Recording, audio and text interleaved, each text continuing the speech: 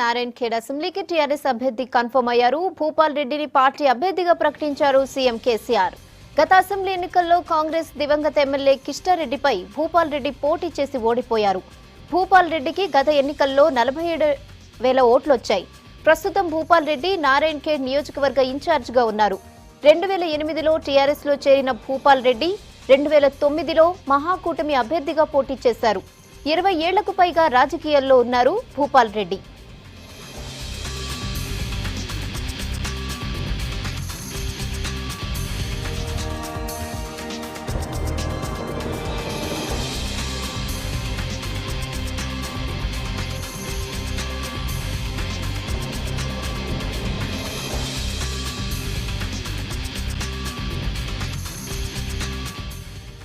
నారాయణ్ ఖేడ్ అసెంబ్లీకి టీఆర్ఎస్ అభ్యర్థి కన్ఫర్మ్ అయ్యారు. భూపాల్ రెడ్డిని పార్టీ అభ్యర్థిగా ప్రకటించారు సీఎం కేసీఆర్. గత అసెంబ్లీ ఎన్నికల్లో కాంగ్రెస్ దివంగత ఎమ్మెల్యే కిష్టారెడ్డిపై భూపాల్ రెడ్డి పోటీ చేసి ఓడిపోయారు.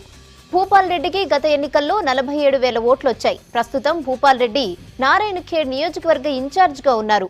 2008లో టీఆర్ఎస్ లో చేరిన భూపాల్ రెడ్డి 2009లో మహాకూటమి అభ్యర్థిగా పోటీ చేశారు. 20 ఏళ్లకు పైగా రాజకీయాల్లో ఉన్నారు భూపాల్ రెడ్డి.